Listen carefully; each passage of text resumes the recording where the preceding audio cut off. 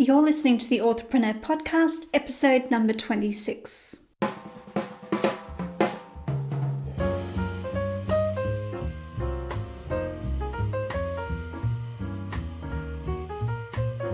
Welcome to the Authorpreneur podcast. I'm your host, thriller writer Amelia Hay. On this podcast, I will bring you writing, book marketing, and self-publishing advice so that you can create your dream author business, build your author platform, and be creatively independent. You can find the episode show notes and lots more information on the podcast page at ameliahay.com/podcast.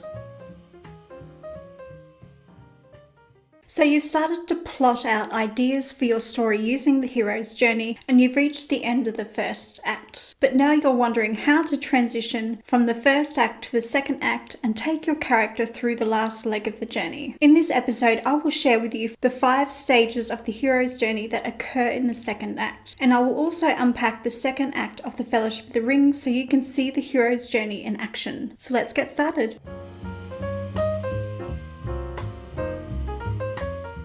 I think this episode may be a little longer than usual, so I've been deliberating on whether I should move some of the stages to the next installment of the series on how to structure a story using the hero's journey. Now that I've said that out loud, it doesn't make sense to break up the second act. Instead, I've chosen to look at Act 2 as a whole. So all of this information means there is only one more installment left in this series after this show.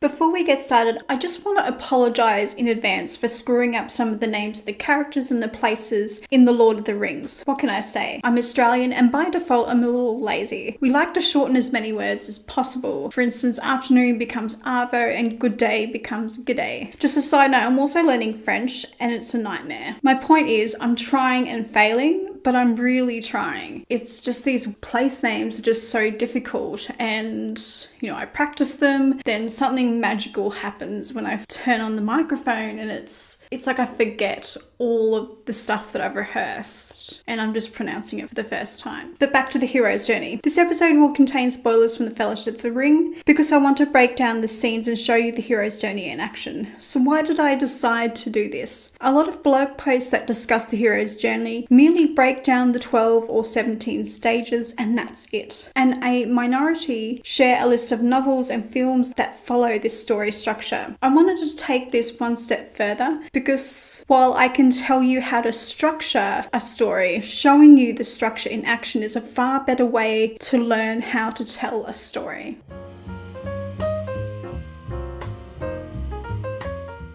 Just like 3-act structure, the second act of the hero's journey covers 50% of the story. The entire second act takes the protagonist from the ordinary world to the special world. As I said in the previous episode, the stages along the hero's journey are not necessarily one scene, but quite often can cover many scenes, as you'll see in the examples that I share with you.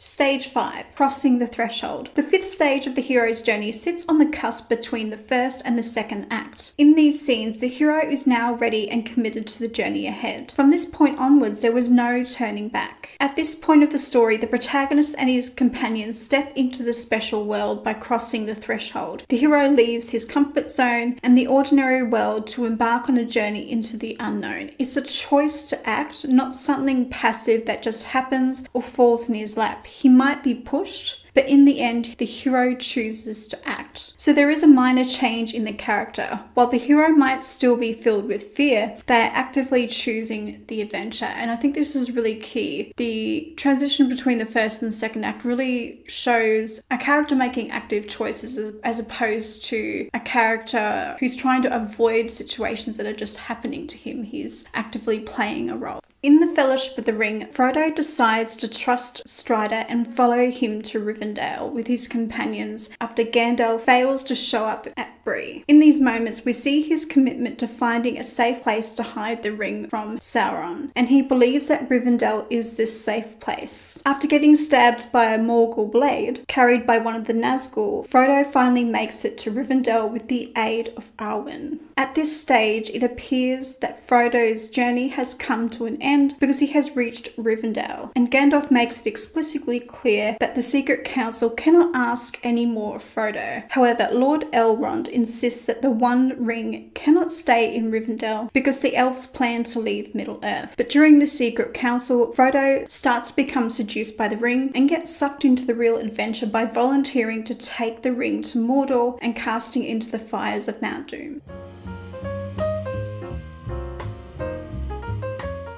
Stage 6. Tests, Allies, and Enemies. The sixth stage of the hero's journey is all about the struggle. The hero undergoes trials and tests and must overcome each challenge that is set before him in order to reach the goal at the end. But these challenges are not without purpose. The hero's skills and powers are tested and refined in every step of the way. Every obstacle that he faces helps the reader to gain a deeper insight into his character. These struggles create an identifiable character that is sympathetic in the eye of the reader. Your reader should be rooting for him at this stage and just as committed to seeing the journey through to the end. It's at this point in the journey that the cast of characters expands and the hero finds out who can be trusted and who cannot. Each of these allies and enemies helps prepare the hero for the ordeals that are yet to come, so every new encounter has a purpose. In the Fellowship of the Ring, there's finally good news for Frodo. He isn't going alone to Mount Doom. Upon declaring he will take the ring to Mordor, Frodo learns he has allies. Gandalf, Aragorn, Legolas, and Gimli join the quest and promise to protect him. Boromir also joins the Fellowship, but you get a sense that he has other motives. I'm not saying that his motives are bad, but he makes it pretty clear that he has a rivalry with Aragorn, and Boromir also believes the ring should stay in Gondor so they can use it against the enemy and finally overpower Sauron. Samwise, Merry, and Pippin, who are eavesdropping on the Secret Council, also volunteer to join the quest. Moments before Frodo's departure from Rivendell, Bilbo offers Frodo his sword and a protective tunic made from mithril, which acts as a type of chainmail. It's really the only way I can describe it. As Frodo puts on the shirt, Bilbo is tempted by the power of the ring, but is shocked by his reaction and apologizes for his part to play in the events that unfolded. It's not until the 9 companions leave the safety of Rivendell that these alliances are tested, but for now they are all united with one purpose.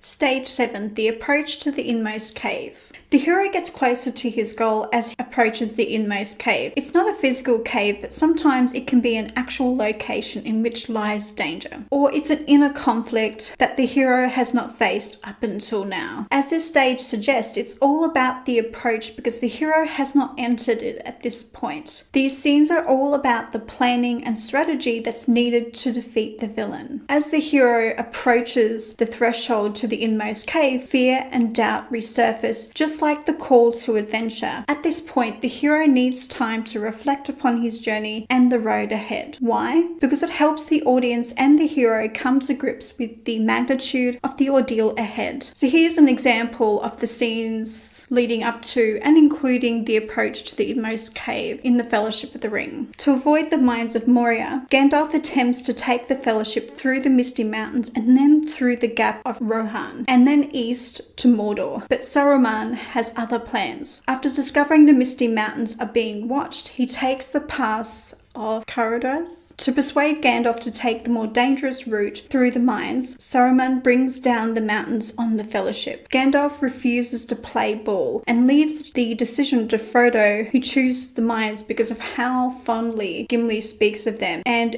is blissfully unaware of the dangers ahead. The official approach to the inmost cave occurs deep underground as they navigate through the mines of Moria. Upon realizing their mistake and getting trapped in the entrance of the mines after an attack from a monster, this monster sort of looks like this massive octopus. They have no choice but to go through the mines. While deciding upon the correct path through the mines, Frodo and Gandalf have a discussion about Gollum, who has been trailing behind them for quite some time. This discussion becomes philosophical when Frodo confesses that he wishes the ring never came to him. Gandalf reminds Frodo that there is more than just evil at work, and that Bilbo was meant to find the ring just like he was meant to be the next bearer. This conversation gives Frodo the courage to continue his quest.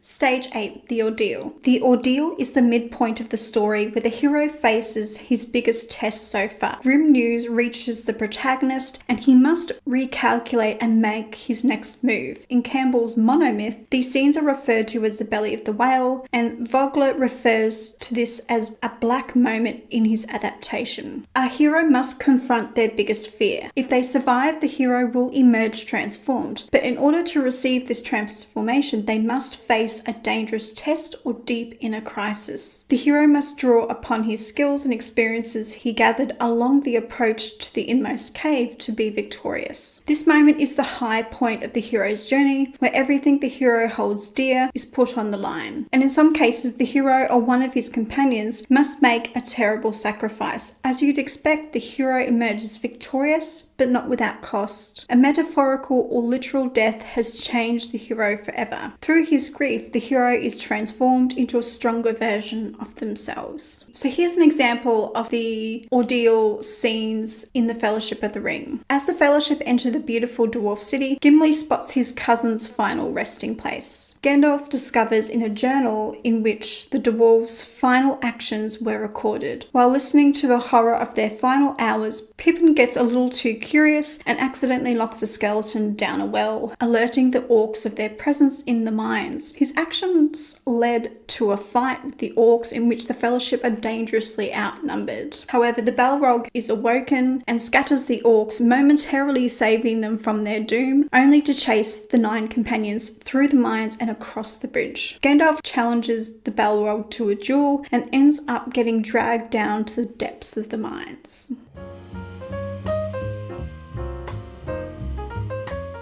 Stage 9, The Reward. The hero emerges from the ordeal as a stronger person and often with a prize. In essence, the protagonist and his companions are rewarded for facing death, but the risk of losing the reward looms over them because they still have to complete the rest of the journey. The reward may come in many forms: an object of great importance, a secret, higher knowledge, reconciliation with an ally, or even their own lives. Sometimes the reward can have greater ramifications for the journey ahead, or even aid his return back to the ordinary world. So here's an example of this from the Fellowship of the Ring. Gandalf's sacrifice at the bridge allows the remaining members of the Fellowship to escape with their lives. Unfortunately, this is their only reward. They have no time to grieve because, as Aragorn reminds them, the hills will be swarming with orcs by nightfall. And this is where we see the amazing moment where, in just a single glance, you get a glimpse of the depth of Frodo's internal pain at the loss of one of his closest friends and mentors. I've seen that scene so many times and I still cry. I'm not a huge crier at books, but, well, sorry, in this case it's a film. I'm not a massive crier in films, but for some reason there are moments in these 3 films that just make me maybe not cry hysterically, but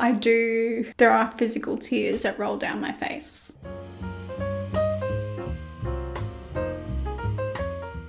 The next 5 stages of the hero's journey are crossing the threshold, tests, allies and enemies, the approach to the inmost cave, the ordeal, and the reward. Between now and the next installment in the mini-series on the hero's journey, I want you to continue to read a novel or watch a film that follows this story structure. As you watch or read, see if you can notice the 5 stages of the hero's journey in the second act. Create a spreadsheet or open up a note-taking app and record these stages and take notes based upon what happens in these scenes. Analysing other stories will help you to become a better storyteller. Now, I want to hear from you. Let me know how you got on with this activity by sharing in the comments section over on my blog at ameliahay.com/ episode-026, or tweet me at writeradhay. In next week's show, we will focus on the final 3 stages of the hero's journey, which occur in the 3rd act. Plus, I'll share 5 tips on how to structure a story using the hero's journey. Thanks for listening and happy reading and writing, everybody. Thank you for listening to the Authorpreneur podcast. If you love this episode, then hit the subscribe button and leave a review on your favourite podcasting app. I'm your host, Amelia Hay, and I'll see you next week for another episode.